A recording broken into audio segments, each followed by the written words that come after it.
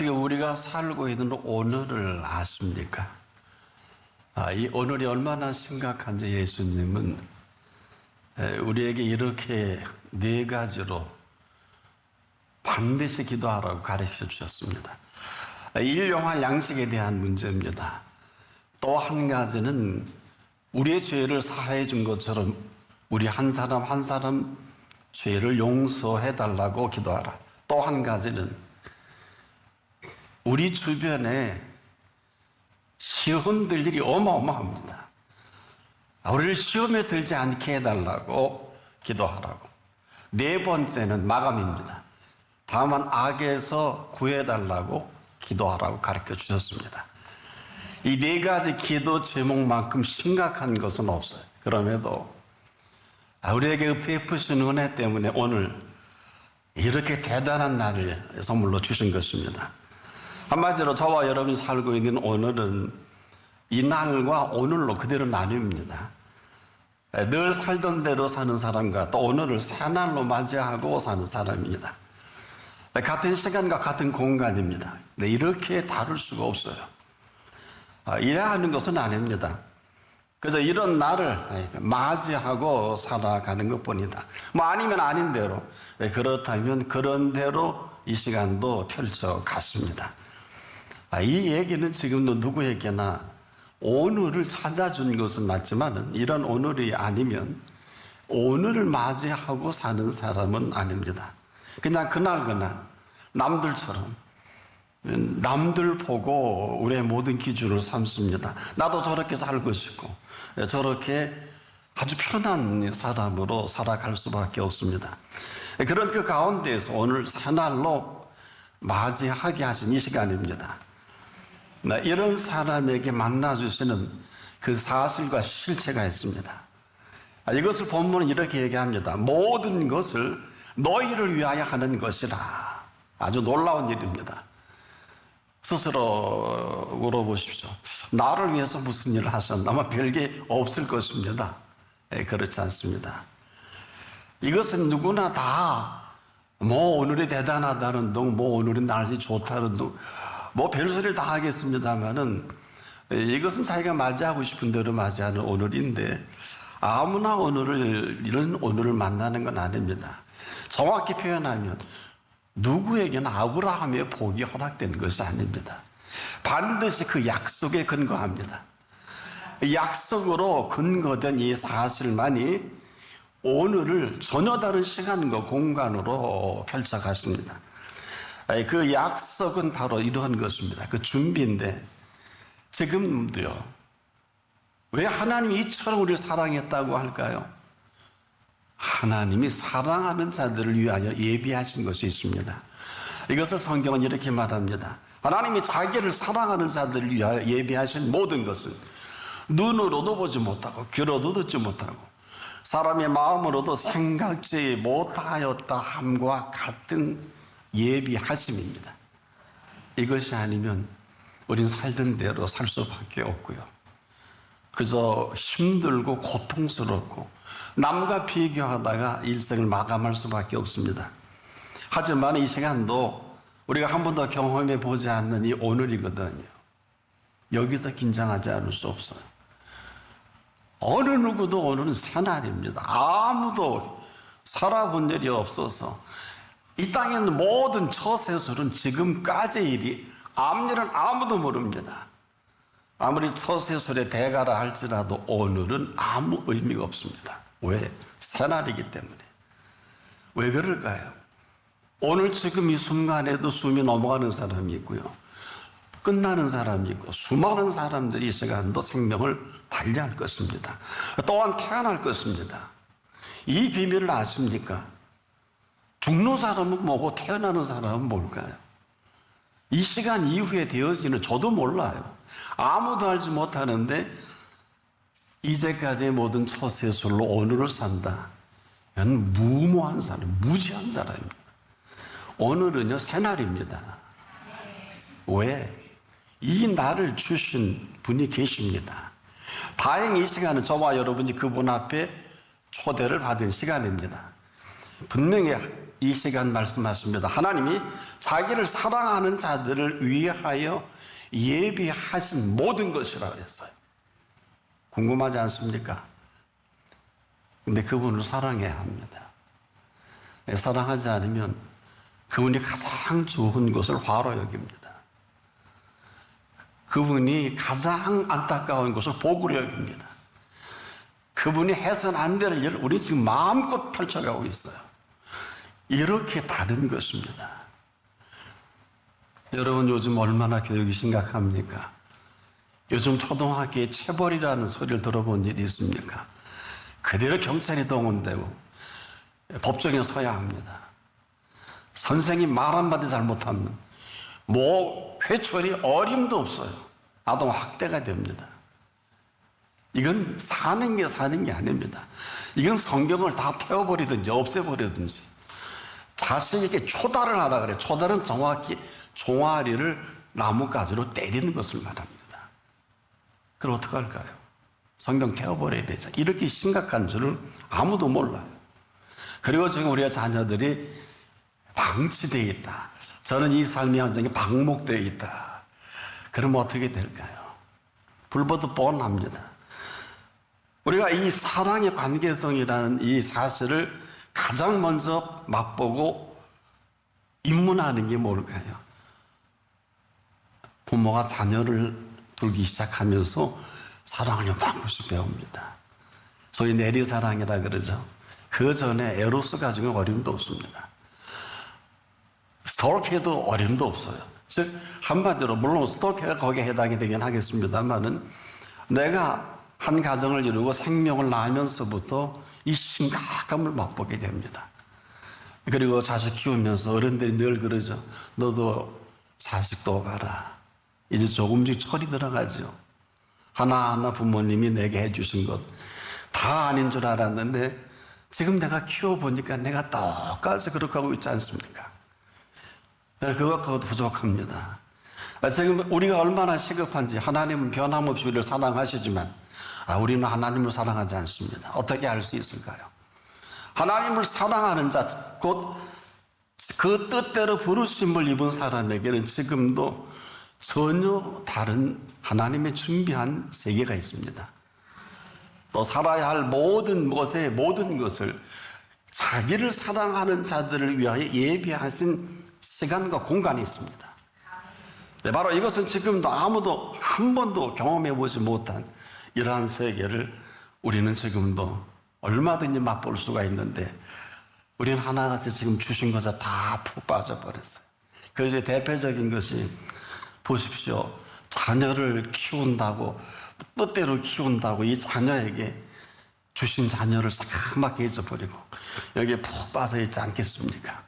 뭐 다른 하나님의 뜻대로 살고 싶고 뜻대로 키운다고 하지만 어림도 없습니다. 왜 그럴까? 이걸 내가 모르질 않아요. 그때 자식은 여호와의 주신 기업입니다. 태열매는 상급입니다. 이 사랑스러운 자녀에게 빠져 살 것이 아니고 이 선물을 주신 자녀입니다. 우리가 키울 수 없어요. 저도 못 키웁니다. 맞질 않아요. 그러나 생명을 선물로 주신 분은 지금도 우린 자기도 하고 쉬기도 하고 하지만 이분은 이 땅을 생명이 한 생명이 태어나면 졸지도 주무시지도 않습니다. 이런 거 처음 들어보시나요? 우리가 생각하는 생각은 우리가 사랑하는 사랑은 전부 이기주의예요. 하고 싶은 대로 자식 키우려고 합니다. 다 그렇죠. 이러면요. 또 내가 이 목군 이룰 꿈을 또 자식을 통해 이루기를 원하는 그런 것도 있지 않겠습니까? 근데 이것은 전부 내 자녀는 만들 수 있지만은 하나님의 생명의 자녀는 불가능합니다. 왜 그럴까요? 여러분 지금도 내가 나를 아는 것보다 나를 더 잘 아시죠? 그분은 마찬가지입니다. 내가 나를 아는 것보다 더 잘 아시는 이 아심으로 우리의 자녀를 아십니다. 우리는 지금 아는 척하고 전부 끝나 있는 걸 아무도 모릅니다. 때문에 이 생명의 비밀에 있어서만큼은 여러분에게 교과서적으로 생각나는 분이 하나 있죠. 바로 한나에게 주신 선물 사무엘입니다. 한나가 참으로 생명 나에서 기도할 때 하나님이 그 생명을 잉태하게 하죠. 아이 사무엘. 근데 이 아이 사무엘은 어떻습니까? 사무엘의 미래가 어머님 한나가 아니에요. 이 아이의 미래는, 사무엘의 미래는 바로 하나님의 시간들입니다. 왜? 이스라엘 초대 선지자로 어려서 엘리 제사장 앞에서부터 스케줄이 펼쳐갑니다. 어머니 한나가 사무엘 이스라엘 초대 선지자는 불가능합니다. 마찬가지로 다윗도 그렇습니다. 이세 아들, 우리가 다윗으로 알고 있는 것은 인지적 능력이지만 하나님은 이세 아들 다윗으로 키운 하나님이 아니라 하나님의 아들 다윗으로 키우십니다. 그에게 형제들도 별로 도움이 되질 않습니다. 10대 때 그는 아버지의 심부름으로 세 형제들이 전쟁터에 가 있거든요. 한마디로 군대에 차출돼서 이 블레셋 군대와 지금 한참 싸우는데 아버지가 매우 궁금했습니다. 대단한 간식을 들려서 다윗에게 현장을 좀 보냅니다. 궁금하니까.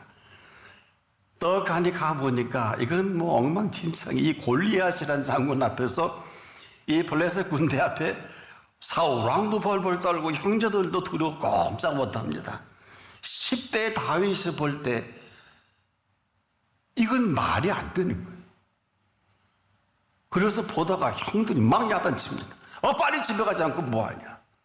이엘의 사무엘상 17장 28절 이하에 보면 다윗이 곁에 섰던 사람들에게 말하여 가로되 블레셋 사람을 죽여 이스라엘의 치욕을 취하는 사람에게는 어떠한 대우를 하겠느냐. 이게 당당하지 않아요? 조그만 게. 이 할례 없는 블레셋 사람이 누구한테? 사실은 하나님의 군대. 엄청납니다.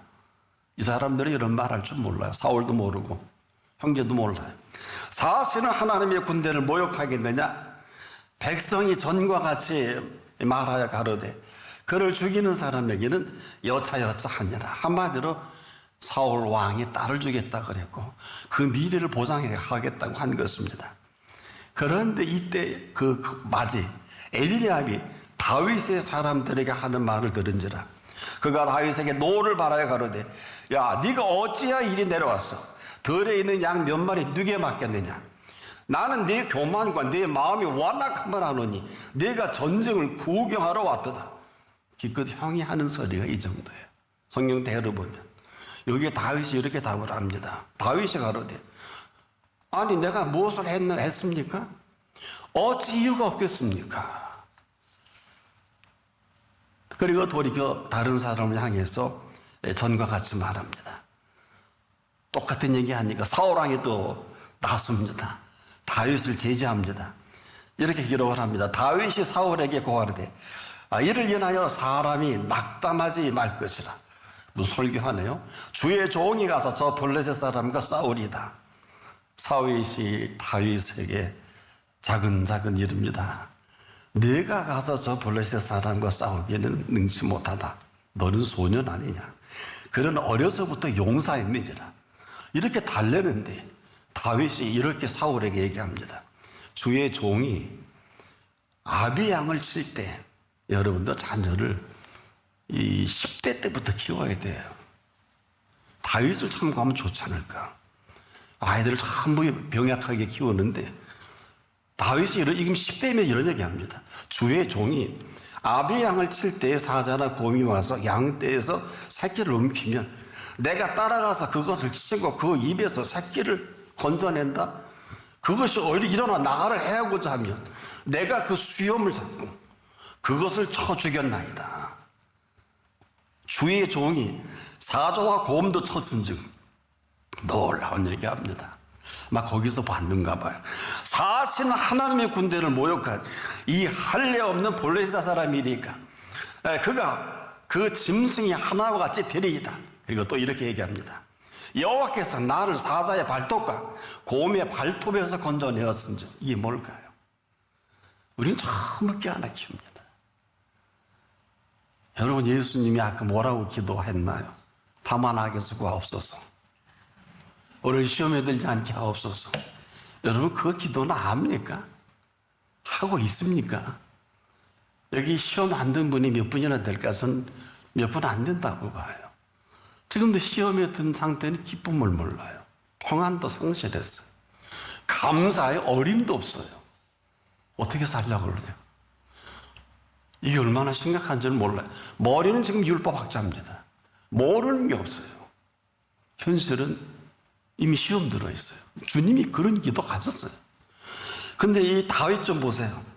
사자의 발톱과 곰의 발톱에서 건져내었은지 나를 이 블레셋 사람의 손에서도 건져내시리이다.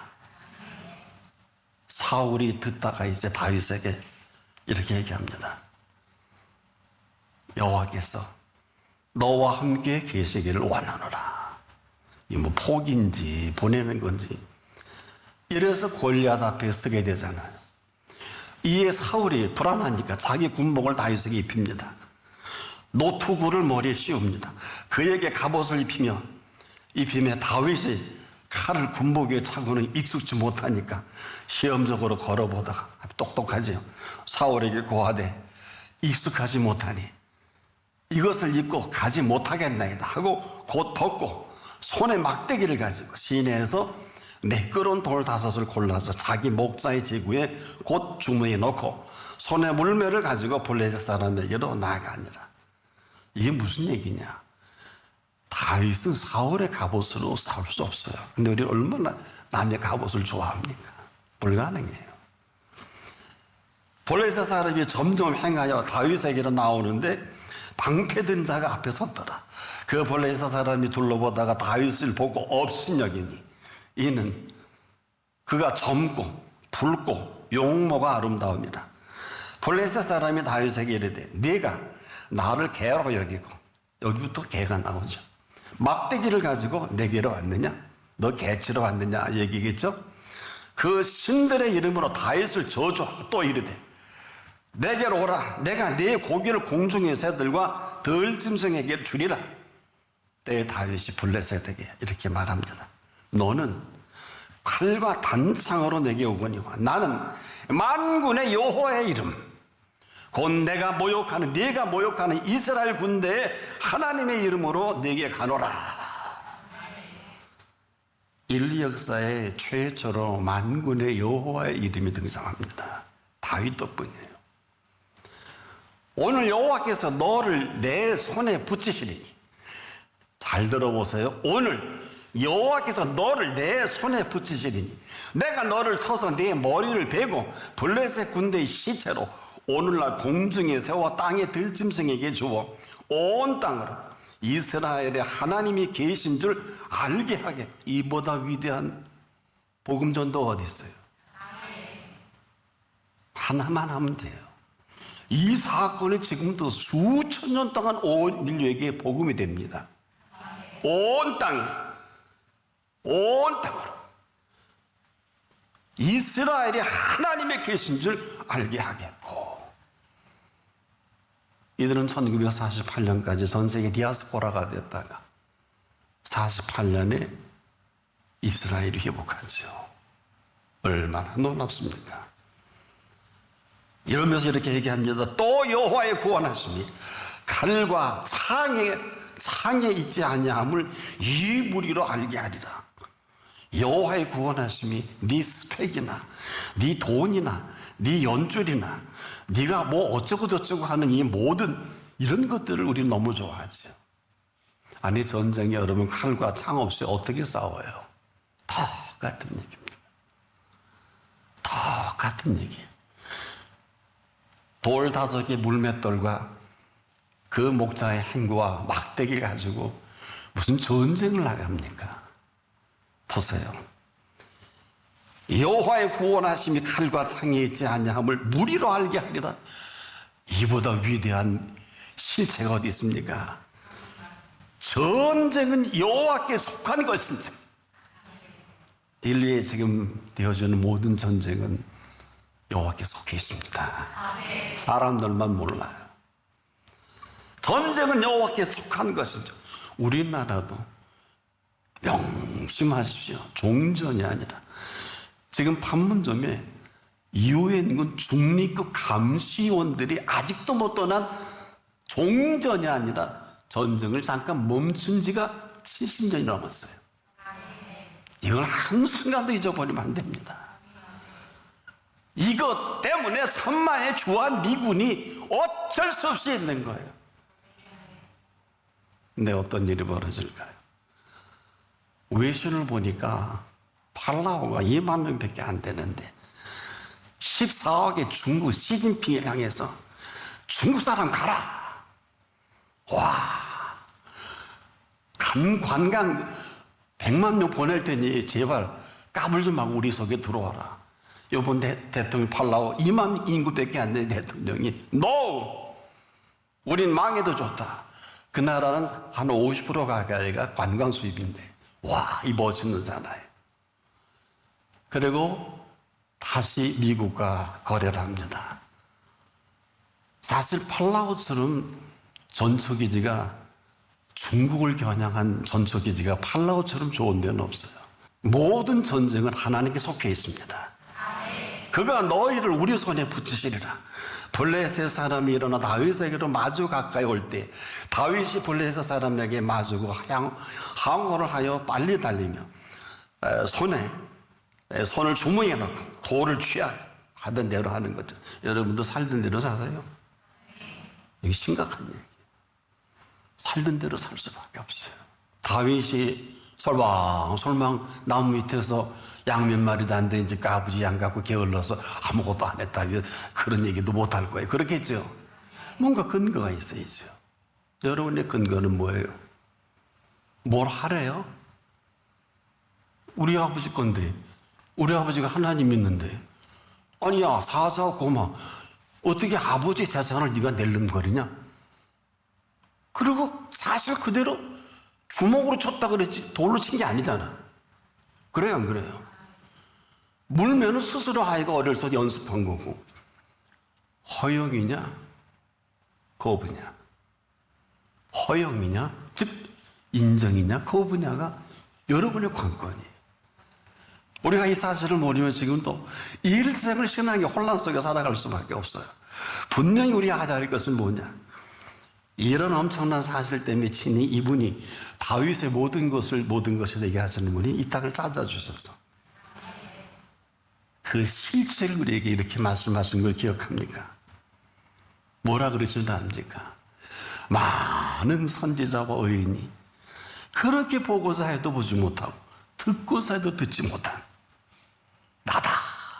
근데 살아서 만나줬는데도 보지도 못하고 들려줬는데도 듣지 못한다면 이런 비극이 어디 있을까요? 이런 무슨 사업을 하고 무슨 제사장을 하고 뭐 율법학자를 하고 기껏 잘하는 게 십자가에 달려 죽이는 일 아닙니까? 아, 목사님 그건 너무 하시는데요. 그러면 내가 이렇게 물을게요. 그게 사실이라면 왜 십자가 달릴 때 한 사람도 아니라고 한 사람이 없을까요? 있어요, 없어요? 없잖아요. 다 한 사람. 우평강도. 이 사람이 행한 것은 옳지 않은 것이 없느니라. 지금도 인류에 이보다 위대한 메시지가 없어요. 이게 복음이에요. 당신의 생애에 예수님이 옳지 않은 게 없는 사람처럼 복된 사람은 없어요. 우리가 예수님 오기 전에는 마음대로 기도하고 마음대로 살았습니다. 구하기 전에 너에게 있어야 할 것을 너희 하나님 아버지께서 아시느니라. 이건 기도하라는 게 아니에요. 무슨 얘기냐? 구하기 전에 너희에게 있어야 할 것을 너희 하나님 아버지께서 아신다 하신 분입니다. 이런 분이 우리에게 좀 없다는 얘기예요. 어느 누구도 너는 기도할 때 네 골방에 들어가 문을 닫고 은밀한 중에 계신 네 아버지께 기도하라. 왜? 은밀한 중에 보시는 네 아버지께서 갚으시리라. 이는 네가 아니라 제발 내게 물어라. 네가 아니고 내게 물어. 너가 지금 네 자녀와 너와 너의 모든 것은 네가 하고 싶은 기도지. 내가 하고 싶은 말이 있다. 제발 좀 물어다. 이게 바로 구하기 전에 너에게 있어야 할 것을 너의 아버지께서 하신다 그러는 거예요. 뭐 못 알아들으면 어쩔 수 없겠어. 네가 아니라 구하기 전에 너희 모든 것을 아시는 걸 내게 좀 물어봐 주면 안 되겠냐? 여러분이 이 시간에 그런 시간 되길 바랍니다. 하나님이신 이분께서 우리를 가장 잘 아시죠. 그래서 있어야 할 것을 아시는 분이 오늘 여러분에게 있냐? 그러면서도 이분은 있어야 할 것을 아시는 이분은 모든 것을 너희를 위해, 즉 우리를 위하여 오늘 불러주신 자리요. 이 말씀하신 분이 우리 주 예수 그리스도의 은혜가 많은 사람만이 감사함으로 말미암아 더하여 이 시간 이후로 넘쳐나게 할 수가 있어요. 삶은 이런 거예요. 이걸 모르고 예수님 없으면 구약처럼 살 수밖에 없고, 예수님 없으면 없는 대로 열심히 노력하고 열심히 해서 노력해야 쓰고 수고함이 필요 없다는 게 아니에요. 같은 시간 같은 공간인데 있어야 할 것을 아시는 분의 음성을 듣는 사람은 절대로 같은 시간과 같은 공간이 아니에요. 사는 세계가 다르고 먹는 양식이 다른 이 사람을 통해 하나님이 그들의 영광을 받으시고, 그래서 오늘 본문에 이렇게 말씀한 겁니다. 모든 것을 너희를 위하여 하는 것은 은혜가 많은 사람의 감사함으로 말미암아. 들어본 일이 있나요? 감사하면 되는 줄 알지요? 어떤 절기 감사도 그 감사로 말미암아 펼쳐가실 게 있으셔서 더하여 넘쳐서 하나님께 영광을 돌리게 하려 함이라. 이런 마스터 플랜을 가지고 오늘 우리를 찾아주셔서 은혜가 많은 사람의 감사함으로 말미암아인 것을 놓치지 마시고 잊지 마시고 이런 은총의 세계가 열려지길 축복합니다.